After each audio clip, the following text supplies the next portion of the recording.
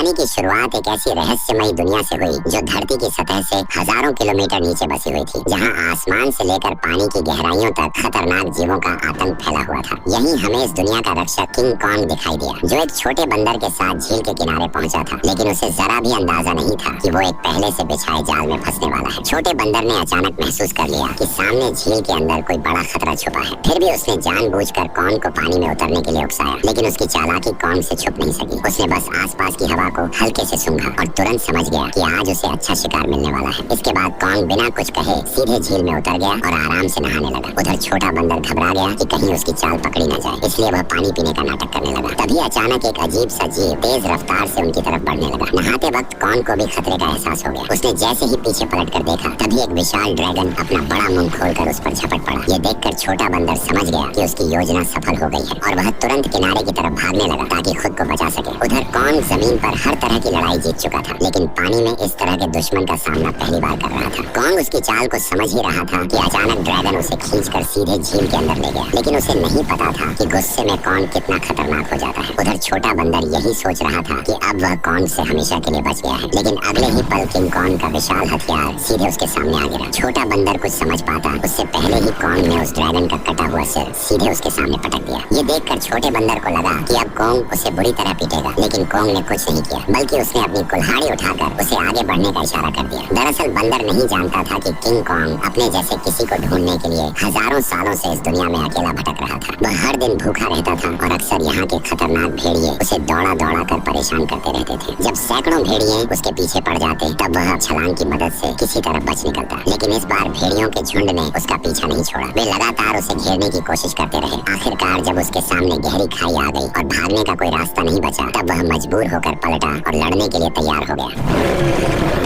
भेड़िए सोच रहे थे कि इस बार शिकार आसान होगा, लेकिन उन्हें अंदाजा नहीं था कि किंग कॉन्ग पहले से ही जाल बिछाकर बैठा था। जैसे ही एक भेड़िए ने छलांग लगाई, तभी अचानक कॉन्ग का जाल एक्टिव हो गया और भेड़िया तुरंत ट्रैप में फंस गया।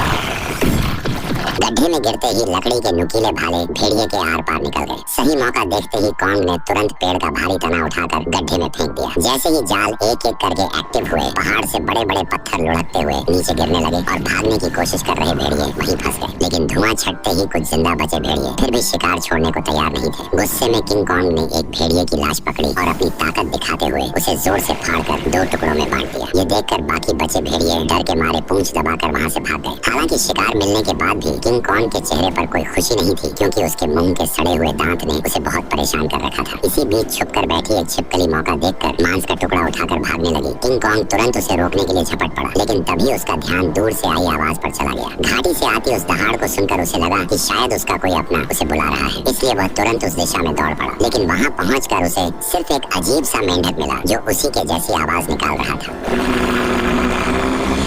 सालों तक भटकने के बाद भी वह अकेला था और यही खालीपन उसे भीतर से तोड़ रहा था। आखिरकार दांत की तकलीफ ने उसे इंसानों से मदद मांगने पर मजबूर कर दिया। वह ना चाहते हुए भी इंसानी दुनिया में दाखिल हो गया। वहां पहुंचते ही किंग कॉन्ग पहाड़ी पर गिर पड़ा और मदद का इंतजार करने लगा। तभी किस्मत से वैज्ञानिकों की नजर उस पर पड़ गई, लेकिन घबराहट में इंसानों ने सुरक्षा के लिए उसे भारी मात्रा में एनेस्थीसिया दे दिया, जिससे वह वहीं बेहोश हो गया। इसके बाद उन्होंने शहर के सबसे मशहूर डेंटिस्ट को बुलाया। डेंटिस्ट ने बिना एक पल गवाए उस सड़े हुए दांत को उखाड़ने के लिए मजबूत स्टील के तार को कसकर बांध दिया। इतने में ही कॉन्ग ने मुंह से सड़ी हुई बदबू छोड़ दी। सारी तैयारी पूरी होने के बाद जैसे ही स्पेसक्राफ्ट ने अचानक ऊपर उड़ान भरी, तभी एक झटके के साथ किंग कॉन्ग का विशाल दांत बाहर निकल आया। जब किंग कॉन्ग होश में आया तो उसने देखा कि उसका पुराना दांत अब एक मजबूत टाइटेनियम के दांत में बदल दिया गया है। इस नए दांत के साथ उसके अंदर जबरदस्त ताकत आ गई, जिससे उसे लगा कि अब वह किसी को भी हरा सकता है। लेकिन तभी लैब में अचानक किंग कॉन्ग की दुनिया से एक इमरजेंसी सिग्नल आया, जिसने सबको चौंका दिया। इस सिग्नल की सच्चाई जानने के लिए वैज्ञानिकों ने तुरंत एक रेस्क्यू टीम तैयार की और मिशन शुरू किया। उन्होंने किंग कॉन्ग के साथ उस पोर्टल में छलांग लगा दी जो सीधे कॉन्ग की दुनिया में जाता था। जैसे ही वे आगे बढ़े, उनका स्पेसक्राफ्ट तेज रफ्तार से नीचे की ओर खींचने लगा और कुछ ही पलों में वे उस रहस्यमयी दुनिया में दाखिल हो गए। घर पहुंचते ही कॉन्ग ने देखा कि उसका खाना चोरी हो चुका है। उसने तुरंत अपनी कुल्हाड़ी उठाई और सीधे चट्टान के ऊपर पहुंच गया। वहां उसने देखा कि गहरी दरार के अंदर से हल्की नीली रोशनी निकल रही थी, जिसने उसका ध्यान खींच लिया। सच जानने के लिए उसने बिना सोचे सीधे उस गहराई में छलांग लगा दी। घुप अंधेरे में पहुंचते ही उसकी कुल्हाड़ी अपने आप चमकने लगी। रोशनी पड़ते ही उसे दिखा कि चारों तरफ अजीब चमकदार पत्थर फैले हुए हैं जो इस रोशनी पर रिएक्ट कर रहे थे। तभी अचानक दूर से भयानक दहाड़ की आवाज गूंज उठी। वह उस आवाज का पीछा करते हुए झरने के पार पहुंचा, जहां उसे एक नई छिपी हुई दुनिया दिखाई दी। धीरे धीरे आगे बढ़ते हुए उसे अजीब सी बदबू महसूस हुई जो उसे अपनी ओर खींच रही थी। अचानक उसके सामने एक बेहद खतरनाक और विशाल साया उभर आया, जिसे देखते ही किंग कॉन्ग ने तुरंत अपनी कुल्हाड़ी उठाकर मुकाबले के लिए खुद को तैयार कर लिया। जैसे जैसे दोनों के बीच दूरी कम होती गई, वह विशाल साया धीरे धीरे छोटा होता गया और जब सामने आया तो सच्चाई कुछ और ही निकली। असल में वह कोई राक्षस नहीं बल्कि एक छोटा सा मासूम पीले बालों वाला बंदर था, जिसे देखकर वह खुद भी चौंक गया। हजारों सालों में पहली बार अपने जैसे किसी को देखकर किंग कॉन्ग तुरंत झुक गया और अपना हथियार नीचे रख दिया। इसके बाद उसने बंदर से दोस्ती करने के लिए अपना हाथ आगे बढ़ाया। उसे लगा था कि छोटा बंदर भी उसी की तरह अपने जैसे किसी को देखकर खुश होगा, लेकिन अचानक उसने किंग कॉन्ग को जोर से काट लिया। इतनी मुश्किल से अपने जैसे को ढूंढने के बाद किंग कॉन्ग उसे इतनी आसानी से जाने नहीं देना चाहता था, इसलिए वह बंदर के पीछे दौड़ पड़ा। लेकिन तभी अचानक उसके पीछे एक डरावना साया आ खड़ा हुआ, जिसे देखकर वह बुरी तरह चौंक गया, क्योंकि उसने आज तक अपने साइज का कोई गंजा गोरिल्ला नहीं देखा था। जैसे ही कॉन्ग उसकी ओर बढ़ने लगा, तभी अचानक दो लंबे हाथों वाले गोरिल्लाओं ने पीछे से आकर उसे जोर से जमीन पर गिरा दिया। गंजे के चेहरे की मुस्कुराहट देखकर साफ था कि वे लड़ाई के इरादे से ही आए थे, इसलिए किंग कॉन्ग ने भी अब उन्हें मारने का इरादा कर लिया। उसने तुरंत एक पत्थर उठाया और सीधे गोरिल्ला पर दे मारा। गुस्से में गंजा भी उस पर हमला करने दौड़ पड़ा, लेकिन कॉन्ग ने चालाकी से उसे भी मात दे दी। कुछ ही पलों में वह सबको जमीन पर गिराता चला गया, यहाँ तक कि गंजा कॉन्ग की कुल्हाड़ी को हाथ में लेकर भी कुछ नहीं कर पाया और चारों खाने चित हो गया। जैसे ही किंग कॉन्ग अपना हथियार उठाने बढ़ा, तभी छोटा पीला बंदर अचानक दौड़कर आया और उसके चेहरे पर झपट कर हमला करने की कोशिश करने लगा। ये देखकर किंग कॉन्ग ने उसे भी पकड़ लिया और उसी को हथियार बनाकर बाकी गोरिल्लाओं की जमकर पिटाई कर दी। हालांकि वे जानते थे कि वे किंग कॉन्ग का सामना नहीं कर सकते, फिर भी वे बारी बारी से उस पर हमला करते रहे। इसी बीच एक बंदर गलती से खाई में गिर गया, लेकिन किंग कॉन्ग ने फुर्ती दिखाते हुए उसे तुरंत पकड़कर ऊपर खींच लिया। लेकिन एहसान मानने की बजाय उसने जमीन से चाकू उठाकर किंग कॉन्ग पर वार कर दिया। यह देखकर किंग कॉन्ग का गुस्सा भड़क गया और उसने एक जोरदार लात मारकर उसे फिर से गहरी खाई में फेंक दिया। ये हाल देखकर गंजा डर गया और तुरंत पीछे मुड़कर भागने लगा। किंग कॉन्ग ने पास पड़ा पत्थर उठाकर उसकी तरफ फेंका, जो सीधा जाकर उसके सिर में जा लगा। चोट लगने के बाद भी वह कुछ बड़बड़ाता हुआ बिना पीछे देखे वहाँ से भाग गया। तभी किंग कॉन्ग ने पेड़ों के बीच में छुपे उस बंदर को पकड़कर बाहर निकाल दिया और जोर से जमीन पर पटक दिया। इसके बाद उसने जमीन से गंजे का गिरा हुआ चाकू उठाया और छोटे बंदर को इशारा किया कि वो उसे गोरिल्ला के ठिकाने तक ले जाए। बेचारा छोटा बंदर मजबूरी में आगे आगे चलने लगा और किंग कॉन्ग उसके पीछे पीछे बढ़ता गया। जैसे जैसे वे अंदर की ओर बढ़ते गए, वैसे वैसे उन्हें वहाँ कई सारे खतरनाक जानवर दिखाई देने लगे, लेकिन इस शांत दिखने वाली जगह के अंदर हर कदम पर खतरा छुपा हुआ था। छोटा बंदर बचने के लिए चालाकी से उसे उस इलाके में ले गया जहाँ विशाल ड्रैगन रहता था, लेकिन उसे क्या पता था कि किंग कॉन्ग के सामने उसकी यह चाल ज्यादा देर टिकने वाली नहीं थी। अचानक एक विशाल ड्रैगन उसके सामने आ खड़ा हुआ, लेकिन कॉन्ग ने डरने की बजाय कुछ ही मिनटों में उसका काम तमाम कर दिया और फिर आराम से बैठकर उसे खाने लगा। ये देखकर छोटा बंदर भी उसके पास आना चाहता था, लेकिन डर के कारण हिम्मत नहीं जुटा पाया। किंग कॉन्ग ने उसकी हालत देखकर खुद ही मांस का टुकड़ा तोड़कर उसकी तरफ बढ़ा दिया, फिर भी छोटा बंदर उस पर भरोसा नहीं कर पा रहा था। ये देखकर किंग कॉन्ग गुस्सा हो गया और उसने मांस जमीन पर फेंक दिया, जैसे कह रहा हो खाना हो तो खा वरना भाड़ में जा। भूख से बेहाल बंदर तुरंत मांस खाने लगा और हर कौर के साथ उसका नजरिया भी बदलने लगा। उसे लगा कि किंग कॉन्ग उतना भी बुरा नहीं है जितना वह सोच रहा था। धीरे धीरे वह हिम्मत जुटाकर किंग कॉन्ग के पास आकर बैठ गया और दोनों शांत होकर एक साथ वक्त बिताने लगे। इस पल बिल्कुल ऐसा लग रहा था जैसे कोई पिता अपने बच्चे के साथ सुकून के पल बिता रहा हो, लेकिन उन्हें जरा भी अंदाजा नहीं था कि जैसे जैसे वे आगे बढ़ रहे थे, खतरा तेजी से उनकी ओर आता जा रहा था। जैसे ही वे और गहराई में पहुंचे, तभी किंग कॉन्ग ने आखिरकार अपने जैसे जीवों को देख लिया, लेकिन यह देखकर उसका दिल टूट गया कि वे सब बेहद बुरी हालत में जी रहे थे। वे सभी दिन भर मजदूरी करने को मजबूर थे और उनका जीवन किसी नरक से कम नहीं था। इसी दौरान एक बूढ़े बंदर से गलती से पत्थर गिर गया, जिससे गुस्सा होकर गोरिल्ला ने उसे बुरी तरह पीट दिया। ये देखकर किंग कॉन्ग खुद को रोक नहीं पाया और उसने जोर से अपनी कुल्हाड़ी जमीन पर मारकर उस बूढ़े बंदर को उठा लिया। तभी वहाँ मौजूद पहरेदार गुस्से में किंग कॉन्ग की तरफ दौड़ा और उसे दखल न देने की चेतावनी देने लगा, लेकिन अगले ही पल किंग कॉन्ग की हिम्मत ने बाकी बंदरों में उम्मीद जगा दी, लेकिन उसी वक्त भागा हुआ गंजा ये सब देख रहा था। उसने तुरंत जाकर यहाँ के राजा स्कार किंग को सब कुछ बता दिया। गोरिल्ला की बातें सुनते ही स्कार किंग का गुस्सा फूट पड़ा। जैसे ही वो अपने सिंहासन से उठा, रास्ते में आने वाले सभी बंदर उसके सामने झुकते चले गए, लेकिन किंग कॉन्ग बिना डरे वहीं खड़ा रहा। स्कार किंग ने ध्यान से उसे देखा और कॉन्ग के मुंह में लगे स्टील के दांत को देखकर वो हंस पड़ा, लेकिन अगले ही पल उसने अपना गुस्सा निकालने के लिए एक बंदर को लात मारकर धधकते लावा में फेंक दिया। ये देखकर किंग कॉन्ग का गुस्सा अपने चरम पर पहुंच गया गया। अपनी ताकत दिखाने के लिए स्कार किंग ने अपने कंधे से हथियार निकाला और किंग कॉन्ग को सबक सिखाने के लिए खुद को तैयार कर लिया। किंग कॉन्ग ने भी तुरंत अपनी कुल्हाड़ी उठा ली और दोनों के बीच भयंकर लड़ाई शुरू हो गई। लंबे हथियार का फायदा उठाते हुए उसने अचानक हमला कर दिया और किंग कॉन्ग एक पल के लिए भी संभल नहीं पाया। स्कार किंग ने हथियार पर लगे क्रिस्टल की मदद से कॉन्ग पर कई सारे वार कर दिए। गुस्से में आकर कॉन्ग उस पर टूट पड़ा। ताकत के मामले में वह किंग कॉन्ग के सामने टिक नहीं सकता था, इसलिए वो कॉन्ग से दूरी बनाकर लगातार वार करने लगा और किंग कॉन्ग धीरे धीरे पीछे हटने पर मजबूर हो गया। इसी बीच किंग कॉन्ग की कुल्हाड़ी भी उसके हाथ से छूटकर जमीन पर गिर गई। मौका पाकर उसने अपने हथियार से किंग कॉन्ग का गला जकड़ लिया और उसे काबू में करने की कोशिश करने लगा। स्कार किंग को लगा कि अब उसने लड़ाई जीत ली है, लेकिन किंग कॉन्ग ने पूरी ताकत लगाकर उसे उठाया और जोर से जमीन पर पटक दिया।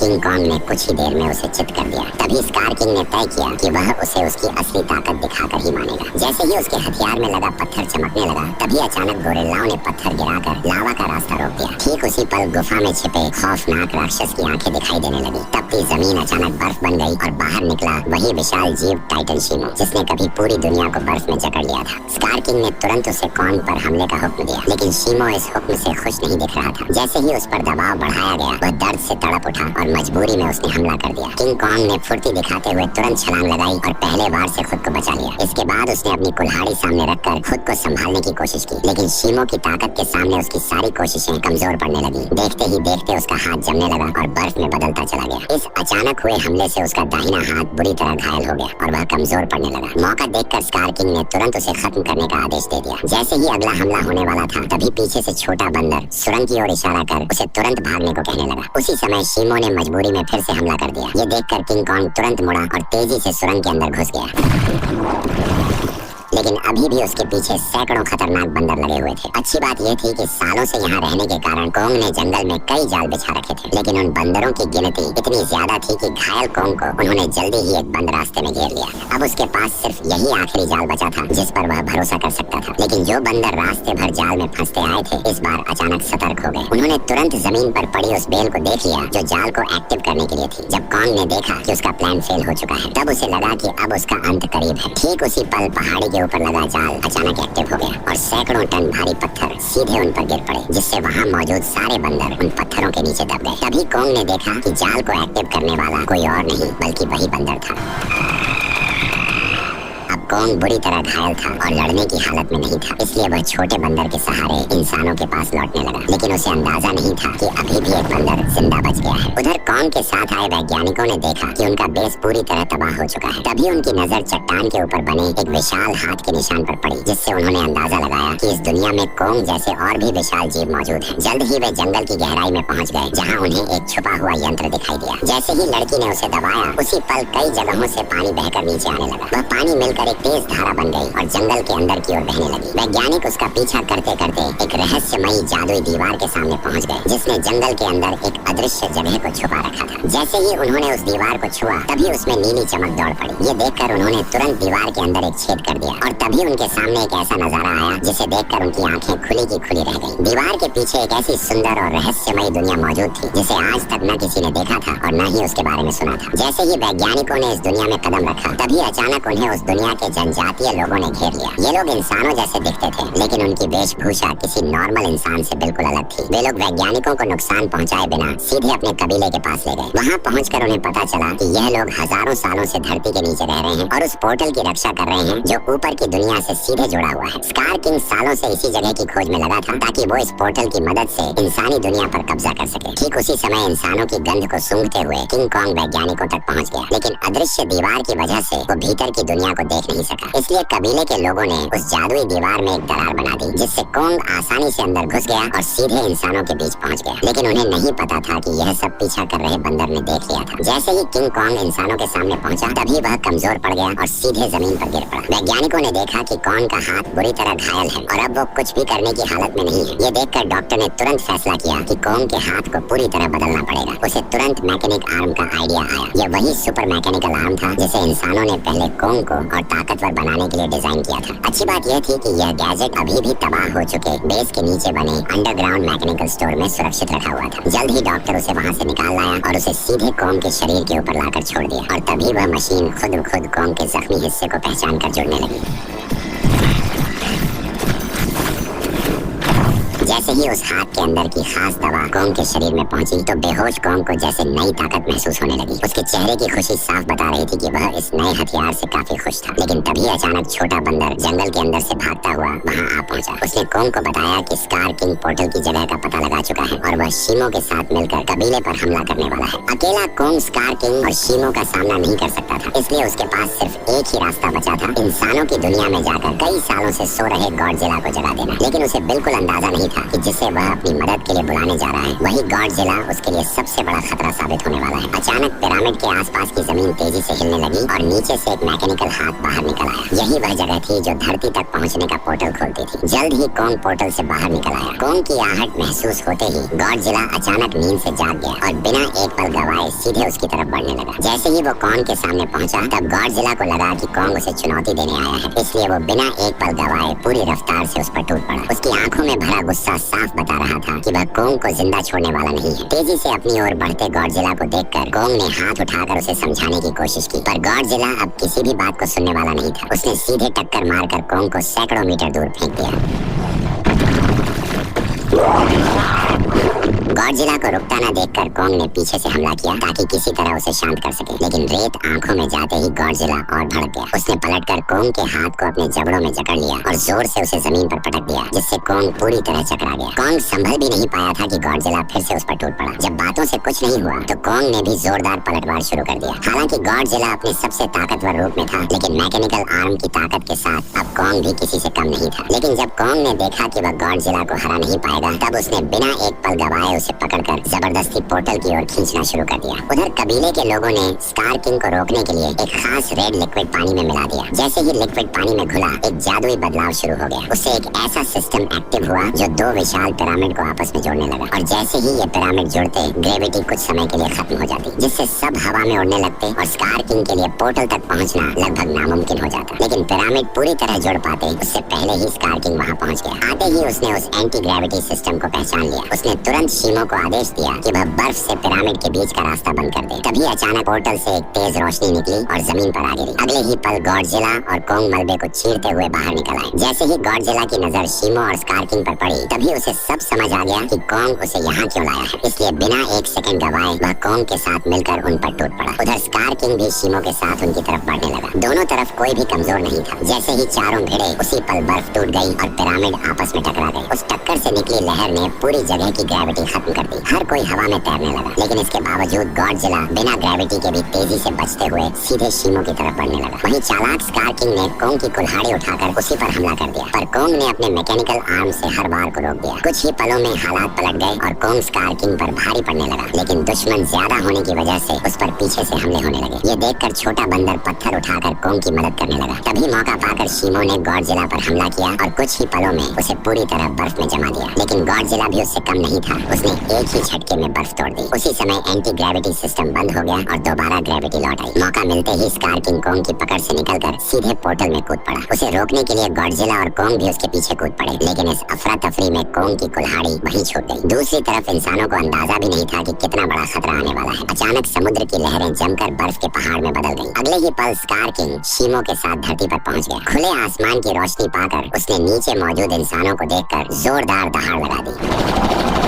अब उसे लगा कि पूरी दुनिया पर राज करने का समय आ गया है। उसने शीमो को आदेश दिया कि वह आसमान को जमा दे। शीमो ऐसा नहीं करना चाहता था, फिर भी मजबूरी में उसने हर तरफ बर्फ बरसानी शुरू कर दी। देखते ही देखते इमारतें भी इस तबाही में जमकर टूटने लगी। जब स्कार किंग को लगा कि अब उसे कोई नहीं रोक सकता, तभी कोंग ने एक जोरदार मुक्का मारकर उसका 3 टन का दांत जमीन पर गिरा दिया। गुस्से में स्कार किंग ने कोंग पर हमला करने का आदेश दिया, लेकिन उसी समय गॉडजिला वहाँ पहुँच गया और उसने शीमो को रोक लिया। अब बिना शीमो की मदद के स्कार किंग ज्यादा देर टिक नहीं सकता था, इसलिए उसने एक विशाल इमारत उठाकर कोंग की तरफ फेंक दी, लेकिन उससे कोंग को कोई खास नुकसान नहीं हुआ। तभी अचानक शीमो पीछे से आकर कोंग के मैकेनिकल आर्म पर झपट पड़ा। शीमो ने फिर से कोंग का हाथ जमाना शुरू कर दिया। ये देखकर स्कार किंग को लगा कि अब उसकी जीत पक्की है, लेकिन उसने पीछे खड़े गुस्से से भरे गॉडजिला को नजरअंदाज कर दिया। गॉडजिला ने तुरंत अपनी पूरी ताकत जगाई और उसका शरीर बैंगनी रोशनी से चमक उठा। अगले ही पल उसने सीधे स्कार किंग पर जोरदार हमला कर दिया, लेकिन स्कार किंग घबराकर किसी तरह बच निकला। उसने अपने हथियार से पलटवार करने की कोशिश की, लेकिन गॉडजिला ने उसे पकड़ लिया और एक ही झटके में 2 हिस्सों में तोड़कर अलग कर दिया, जिससे शीमो को कंट्रोल करने वाला क्रिस्टल नीचे गिर पड़ा। स्कार किंग उसे उठाने के लिए झपटा, लेकिन गॉडजिला ने उसे कोई मौका नहीं दिया। अब सब कुछ उस क्रिस्टल पर टिका था। जिसके हाथ में भी क्रिस्टल आता वही इस लड़ाई को जीत पाता। उसी अहम पल में छोटे बंदर की नजर कोंग की छोड़ी हुई कुल्हाड़ी पर पड़ी। वह तुरंत छलांग लगाकर नीचे उतरा और कुल्हाड़ी उठाकर इंसानों की दुनिया में पहुंच गया। जैसे ही उसकी नजर जमीन पर पड़े उस क्रिस्टल पर पड़ी, तभी उसने बिना देर किए कुल्हाड़ी के एक वार से उसे चकनाचूर कर दिया। क्रिस्टल टूटते ही शीमो पूरी तरह आजाद हो गया। गुस्से में भरा स्कार किंग छोटे बंदर को पकड़कर मारने ही वाला था, लेकिन कोंग बीच में आकर उस पर टूट पड़ा और कुछ ही मुक्कों में स्कार किंग को चित कर दिया। अब बिना उस क्रिस्टल के स्कार किंग कमजोर पड़ चुका था। उधर आजाद हुआ शीमो गॉडजिला की तरफ देखने लगा, मानो किसी इशारे का इंतजार कर रहा हो। और फिर हजारों साल बाद उसने वही किया जो वह हमेशा से करना चाहता था। एक ही पल में उसने स्कार किंग को बर्फ की मूर्ति में बदल दिया। अगले ही पल कोंग ने उसे हवा में उछालकर पूरी ताकत से जमीन पर पटक दिया और उसके शरीर को वहीं चकनाचूर कर दिया। अब लड़ाई खत्म हो चुकी थी, लेकिन दुनिया को ठीक करना बाकी था। तभी गॉडजिला ने आसमान की ओर देखकर जबरदस्त ऊर्जा छोड़ी, जिससे काले बादल छट गए और सूरज की रोशनी धीरे धीरे धरती पर लौट आई। इसके बाद गॉडजिला अपने इलाके में लौट गया और फिर गहरी नींद में सो गया और कोंग अपने नए साथी के साथ धरती के भीतर वापस लौट गया, जहाँ वह अपने कबीले के साथ मिलकर एक नई शुरुआत करने लगा।